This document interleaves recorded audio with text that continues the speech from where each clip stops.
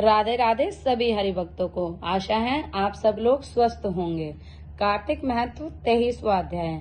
जय विजय का परस्पर एक दूसरे को शाप एवं मोक्ष।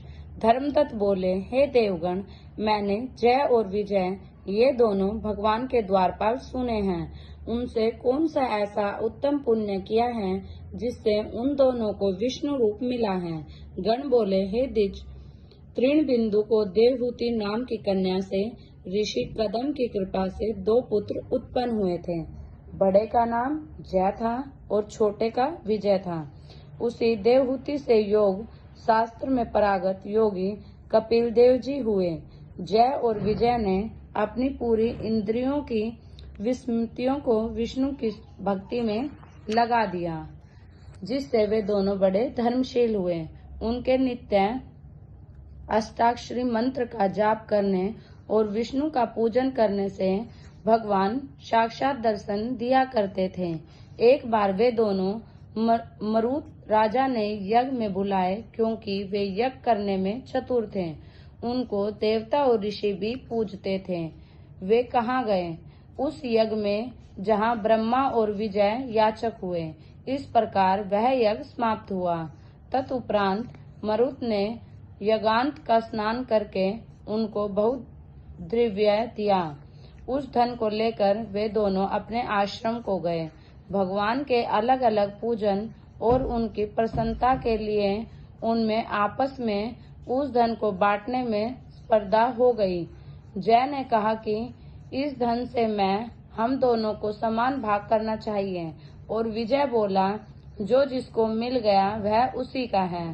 तब जय ने अपने चित्त में सुशोभित हो विजय को शाप दिया कि तू लोभवश दिव्य को प्राप्त करके मुझे नहीं देना चाहता है, इसीलिए ग्रह हो जा। विजय ने जय को शाप दिया कि तूने मद से भ्रांत होकर मुझसे शाप दिया, सो तू गज हो जा।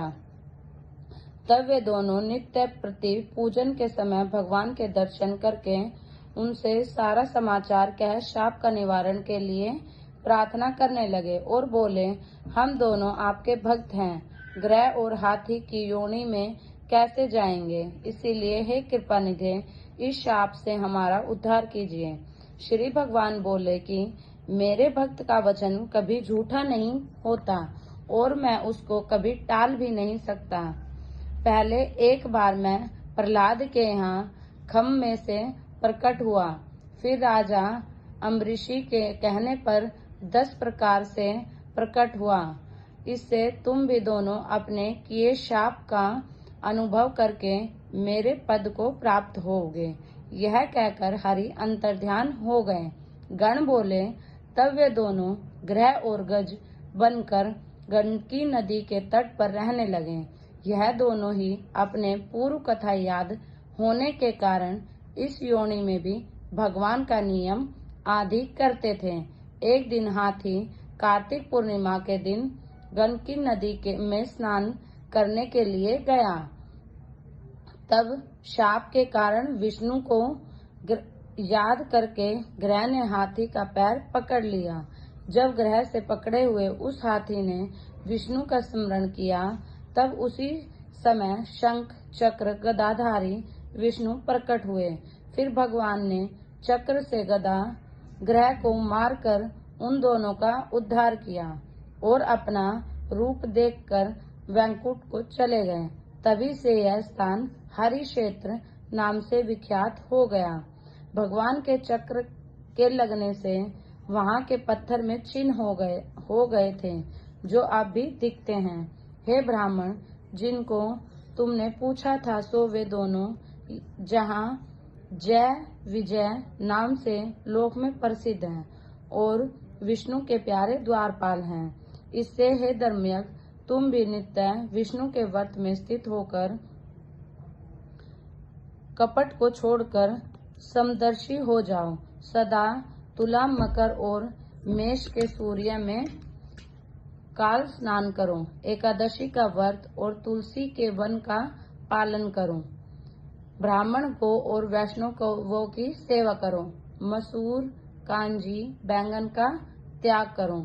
इसी प्रकार हे धर्मदत्त, देहांत होने पर तुम भी हमारी तरह विष्णु के परम पद को प्राप्त हो जाओगे।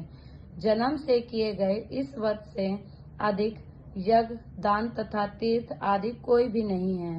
हे ब्राह्मणों में श्रेष्ठ, तुम धन्य हो, क्योंकि तुमने व्रत किया है, जिसके आधे फल को पाकर यह कलह हमारे संग विष्णु लोक को जा रही है। नारद जी बोले, हे राजन, धर्मदत्त से कहकर और विमान में बैठाकर वे दोनों गण कलह समेत वैकुंठ को चले गए।